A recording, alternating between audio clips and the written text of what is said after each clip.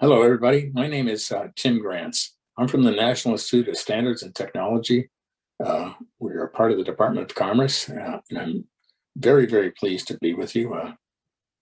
If only virtually. Hong Kong is one of my favorite cities in the world to go to, and I've been there many times, and I enjoyed being there, at least virtually, with you all.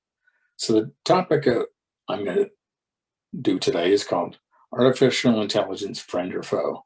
And one of the dichotomies of AI is that we have these polar opposite viewpoints of everything. It's the greatest thing that will ever happen in the world, and it's the worst thing that will happen in the world. It's going to cure cancer, or it's going to cause cyborgs to come from space and make us all into paper clips. This dichotomy of views is definitely an issue in our addressing this. So it's no wonder that policymakers and regulators are looking at this with a certain amount of trepidation. So my goal today with you is to elucidate some of the things that we're doing at NIST and hopefully dispel this idea that it's such a one or the other proposition. So with that, let me go ahead and get started. So again, NIST, we are part of the US government. We are a technical organization that primarily deals with metrology meaning measurement systems. So things like what is a lumen, what is a meter, what is a kilogram. We work with the other bodies in the world to come up with ways to do these things virtually and to have repeatable, measurable notions of technology, such as, again, the mighty kilogram or the meter. It's important that we have this right. If you have a different version of force equals MA, and we want to all come up with the same answer. And part of doing that is having a metrology system. So with respect to where I work in the Information Technology Lab at NIST, one of our key activities is to cultivate the idea of trust in information technology and security using metrology. So in this work, we do fundamental research and as well as applied research. And we also publish our somewhat ubiquitous publications on various topics in security and other topics, of course, within ITL. And then what we really hope people do is they use and adopt them, and we get feedback from people about this work. So as I said, applied research, using machine learning and AI within the NIST scientific program. So we have laboratories in chemistry and physics and fire research, work in material science, a very diverse set of technologies and areas that we work in. And so we're obviously trying to figure out ways to use this new technology in our own scientific program. And of course, as fundamental research, we're trying to come up with ways to measure and enhance the security and trustworthiness of AI systems. I mean, we have to do that if we're going to use this internally, and we have to figure out ways to make sure we can do it securely and trustworthy. So what is trustworthy AI? Well, here are some components we think of this, be it accuracy. We want to make sure it's giving us accurate answers. We want to be able to rely on the answers that we get. We want to safeguard privacy and security. We want it to be robust to handle the challenges it has. And perhaps most fundamentally, we need to be able to explain it to various audiences. What is it we have done? How does it work? What is it doing? It's hard to have confidence in systems you don't understand. This is a particular issue, obviously, in artificial intelligence. Even in areas like neural networks, we don't have a good deal of sophisticated theory that explains how did the machine come up with that answer. We lack fundamental science and explainability of how to do that. We have a lot of ideas about how to do those things, but as yet we don't have a universally accepted way to explain things like deep neural networks. So what you see in those 6 slides is, we hope, is a kind of a explanation of what we think we want to really accomplish in this area. We may, not yet committing to it, but we're trying to conceive the idea, as we did a framework for security, could we do a kind of a framework? I don't want to use the exact word framework, but can we come up with a mechanism that people could accept that would address these questions? And I think that's the challenge before us, especially over the next year or two. So one of the things we've done is a terminology and taxonomy of attacks and defenses for adversarial machine learning. This literature goes back, 10 or 15 years. We've been actually thinking about these topics. And what we've done is, and I'll show you in the next slides, a bit of a description of this topic. But first, and one of the reasons we're doing this work is we've been out and trying to find out from people, either through our standards work, where we ask people from major companies and everyday citizens, what would you like NIST to do in this space? And these are some of the things, this is from The Economist, but this is some of the things people are saying, that security considerations are very, very high in everybody's list. And as usual, and of course, when you talk about regulatory challenges, I think it's the EU in the lead there for expressing that as a deep concern. So these are all issues that people worry about. The technology risk, can we do this? How much is it going to cost us? And what regulatory hurdles will we face? These are all issues that people face today. So when I talked about adversarial machine learning, one of the things we're trying to do is describe a component of a generic machine learning system with the arrows representing some kind of information flow. And we look at the risks that are there, things like poisoning a data set. And when you look at this as a model, you would try to think of ways, what parts of this process could you attack and how would you attack it? And these were some of the areas of risks that we discovered in the literature. Now, again, a lot of this work comes from the academic side, and what we're really looking for is get some feedback from people more concerned with the operational concerns too. Beyond academic, what are issues that people are facing and how are they being attacked? So the idea is describe this process in our publication, describe the risks, and ultimately we hope to be able to produce, is a test to say, you're this tall, you have to be this tall in order to attack this system. Meaning, can we come up with some relatively generic tests for measuring your relative riskiness in your machine learning system? It would be nice to be able to say, we have examined this. Forgive me if I check my timer here. And let me go to the next slide here. So when we look at in this picture, you see, again, an information flow, data from the raw world, and the inputs that goes into the model. We initially have data sets. We assemble these data sets, we evaluate them, we put them in a learning algorithm and run them through a model, and we get various inputs and outputs. So what are the attacks that go from there? And these are some of the documented areas from the literature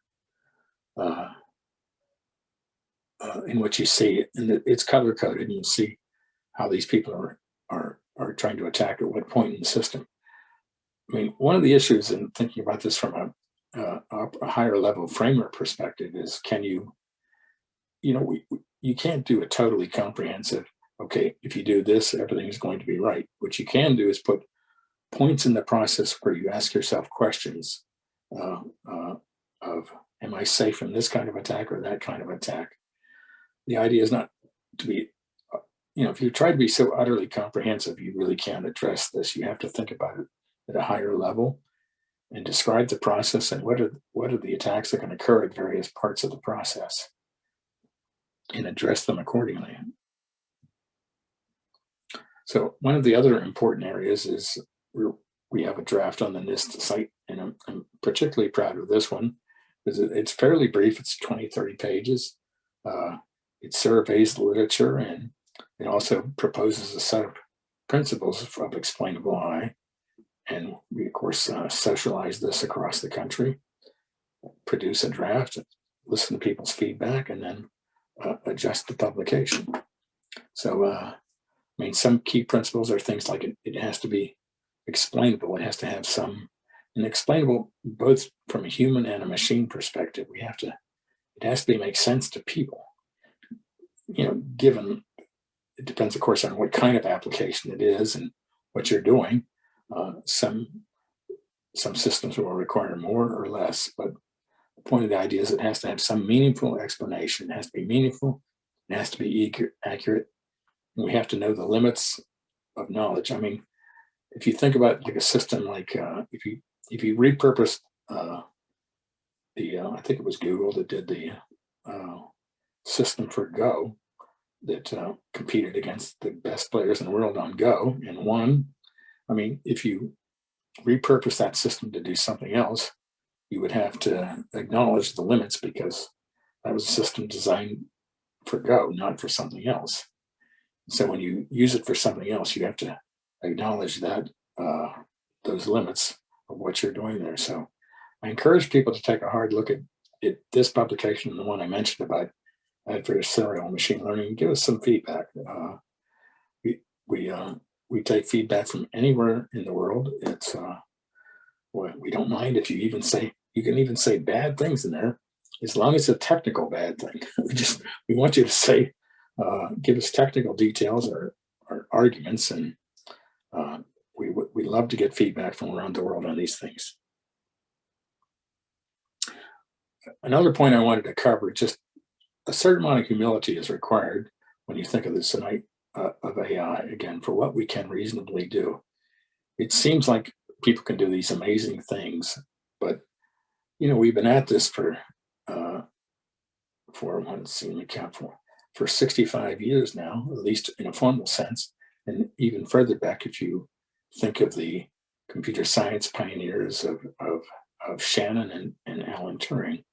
Shannon, of course, is famous for information theory and Turing of Turing machines, and in a recent movie, these people talked about at a conceptual level. Remember, there's the famous Turing test.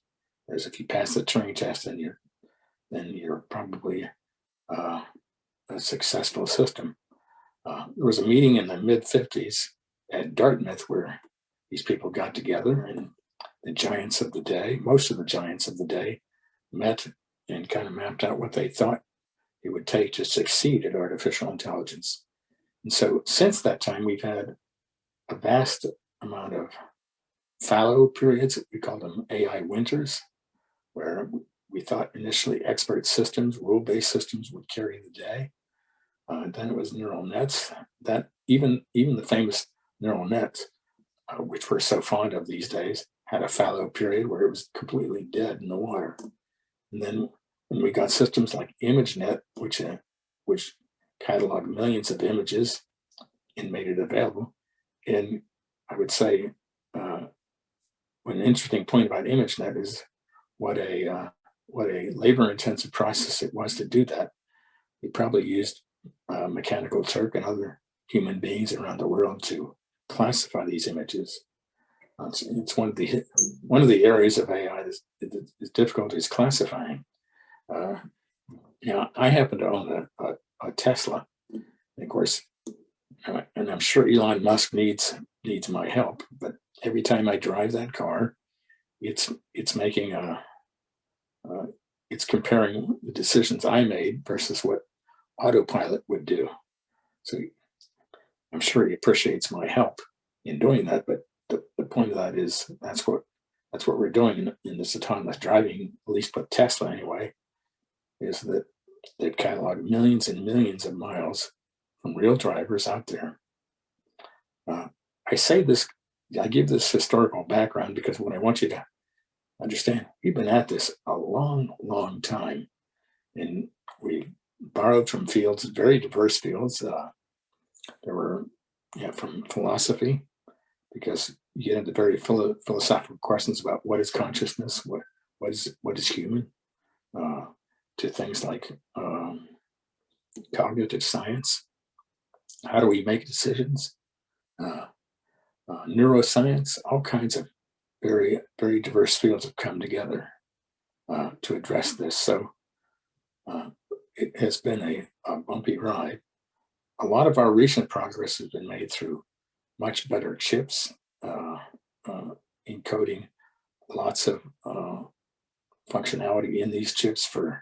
There's a battle, of course, between, say, Intel and their expensive general purpose chips to someone like NVIDIA that has more specialized chips in various areas. And this is a constant battle between federating a system, and it gets unwieldy when it's too federated and you have to get a little more specialized. This is an unending back and forth between these companies and others, of course. So, which leads me to some of the notion about, and again, part of this is when I talked about the dichotomy of views. It's there's still many fundamental issues with AI. There's of course the debate about weak versus strong AI, or weak versus, say, general intelligence. And of course there's debates about how fast we are towards AGI, artificial general intelligence. In my opinion, is that we're still pretty far away. But we will be surprised. It's this old line about we will always underestimate the short-term progress of technology. We'll overestimate the short-term impact and underestimate the long-term. Been a truism of technology for many years. Some of the issues we face are things like a lot of course, AI is a statistical notion because of the predictive nature of what we're often trying to do. But the history of statistics has very little notion of causality. Those are recent works by academics named Judea Pearl and others that have focused on the issue of causality, which of course is extremely important in places like medicine, where we really need to know why this is the way it is. We of course have also very uneven distribution of skills. Most of the really big time academics went to the usual suspects, meaning Facebook, Google, Amazon, and others like that. To the usual, I call them the usual suspects. We also face many issues and I talked about explainability, and also bias, both technical bias. Are we making a poor decision because we were biased a certain way? And some of this is going to be very difficult to root out. And again, our concept of some of this is to identify points in the process where you should ask certain fundamental questions about bias.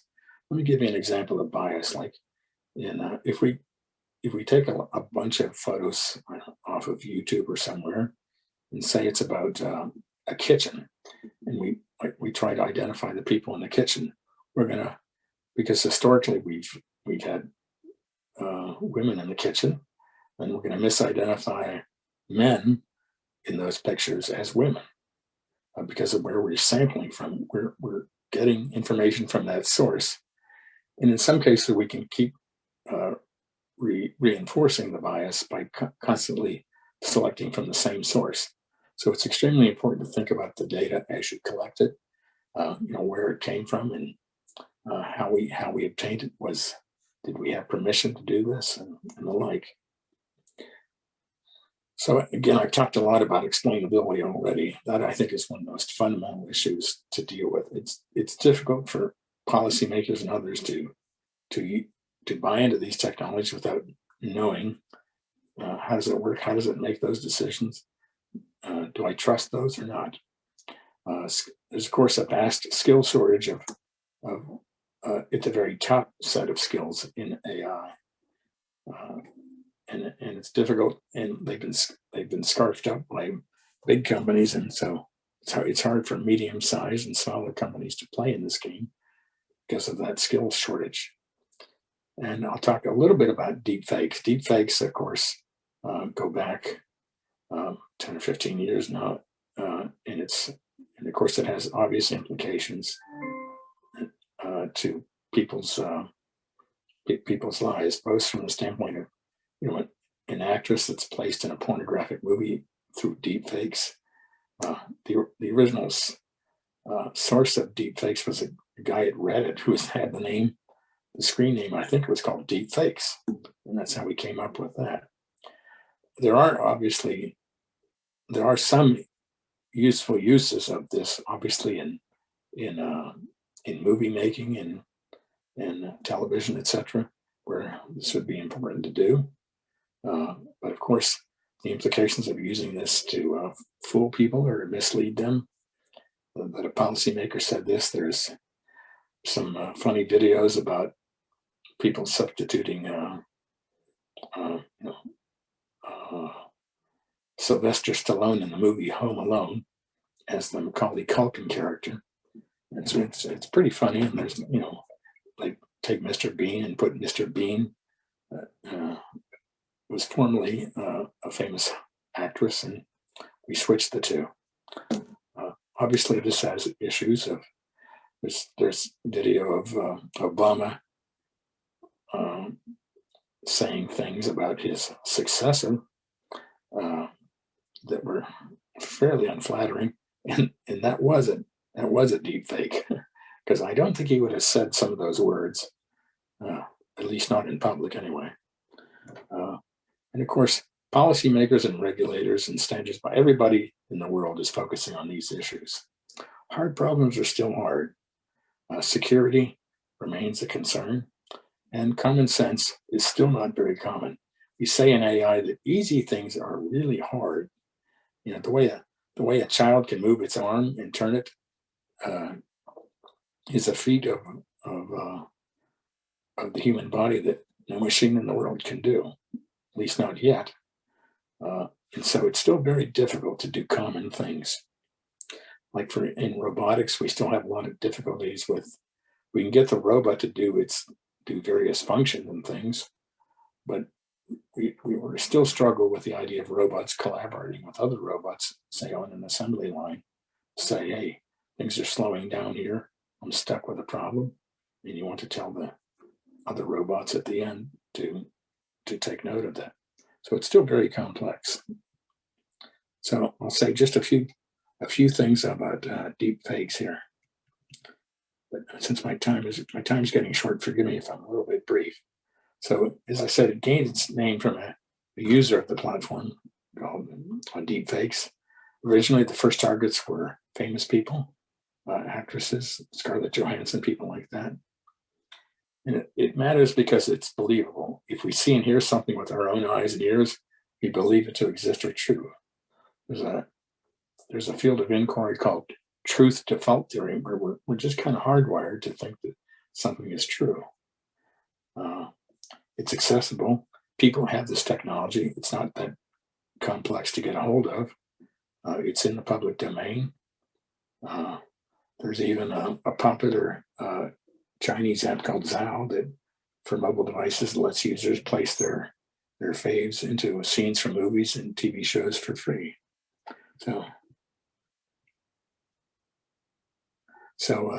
how do they work? That basically we sample an image of the target, and we take various facial points, eyes and the nose, etc., and we encode that into a fairly sophisticated pattern, and we apply deep neural networks to generate a matching image showing someone else, an original person. The generated face is inserted into the original reference. It's a process called auto-encoding. So we use deep learning, machine learning, used to train deep neural networks, DNNs, much like the neurons of the brain, which each unit performs a simple operation, but working together, they perform very complex. In the case of deepfakes, this is a mapping from one person to the other. So specifically, we have an encoder that recognizes the key features of an input face. We have a latent space representing the face as a compressed version, and we have a decoder that reconstructs the image of this. And I have in my references a presentation from the SlideShare that you can look at this, that explains this in more detail on that. But I've talked about deepfakes. Now let me say something about what I think enterprises should be doing in this space. I think investing, because I'm not so much worried about academics, but enterprises trying to take advantage of this. People want to charge out because this is shiny and important, and it's on the minds of a lot of people. But I think investing in learning and applying AI, it's very difficult to obtain talent. My advice mostly is to try to build it on your own if you can, hire it when you can, but try to build it internally. Gain proficiency, thinking about business goals and problems. You'll go a lot further, because if you understand the problem you're facing and what you're trying to accomplish, you'll have a certain amount of domain experience about that area. And we've all seen the idea of an academic that works on a problem, but they might understand the technology well, but they may not know the business domain you're working on. So, and I had to change this slide. I said, no bet the farm projects, define problems with business goals. And then I said, I think I used to say here, taking on very odd problems with technologies you're not yet proficient in is stupid. But I had to take that. I was ordered to take that out. So it's just, I'm trying to say it a little more politely, but don't take on extremely complex problems with technology that you're not yet proficient in. I mean, it could work, it probably won't though.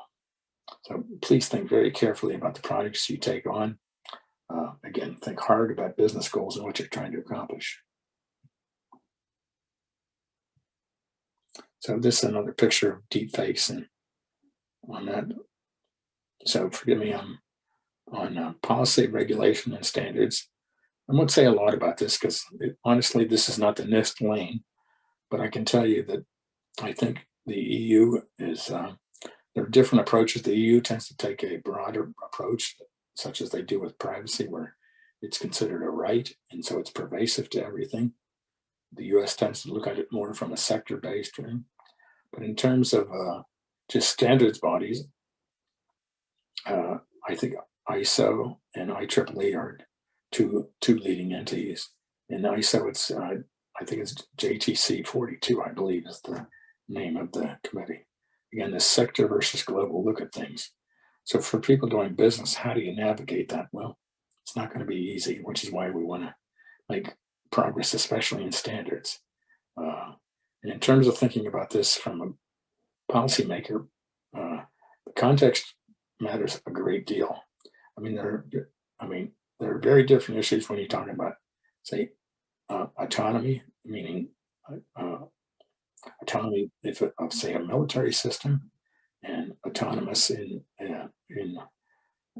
driving. Obviously, regulators are going to play a crucial role in this, and of course, the right application of that, I think, bodes well for the development of those technologies. But in other words, it's not just the inherent technology, which is complicated by itself, but the context you're putting it in matters a great deal. So people need to think hard about that space that it's going to go into. It's not just a matter of technology only. Obviously, people like say financial technology. If you're making a trade, at least from a regulatory standpoint, you might have to explain why you made that trade. And if you can't give an explanation of why you made that trade or a series of big trades, the regulator may have questions for you. And of course, if you're using, there's been a lot of things in the news about use of algorithms to determine sentencing, which is actually a pretty interesting problem, because it just goes against people's grain to say the algorithm recommended a harsh sentence, not a judge, because we think the human would be more understanding and comprehensive of the issues involved. There are actually cases where the algorithm is more accurate than and sometimes the human, but nonetheless, the human in the loop is important for the perception of justice. So, and there are many issues depending on where you apply it, say facial recognition, autonomous vehicle, the role of algorithm, bias, whether in social justice issues. We, of course, at NIST respect that role of regulators. We favor broad, open, voluntary consensus bodies to work these issues. So I'm just about out of time, so let me just note there are references in here that I encourage you to take a look at, various books that I have used on here. I particularly like the first one by Melanie Mitchell. These are references about adversarial machine learning that I used. And these are some general references. Like the SlideShare is the one I used for deepfakes trick or treat there. And additionally, there's the OECD has a set of AI principles, and they even have a compendium of various national policies on artificial intelligence. These are some things from NIST about our explainability work, about our work in bias, and the two documents I talked about in the presentation today. The last one is about in deepfakes. One of the ways to think about this is preparing your data in such a way that makes it harder for people to do deepfakes. I'll leave that for people's viewing later. So to the question at hand, is it a friend or foe? This is going to sound like a cop-out. Yes, it is. It is both of those. In security, of course, the success rate in security has been fairly poor.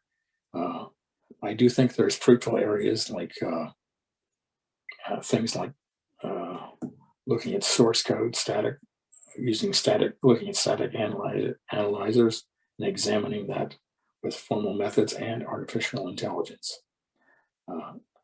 There are ways to think about this and using lots of data to kind of look for subtle attack patterns, or using known attack methods and searching for those indicators via artificial intelligence techniques. I think that concludes my presentation. The final slide is just sort of questions I would encourage you to think about. Again, thank you for your time and attention, and I wish you all a very successful conference.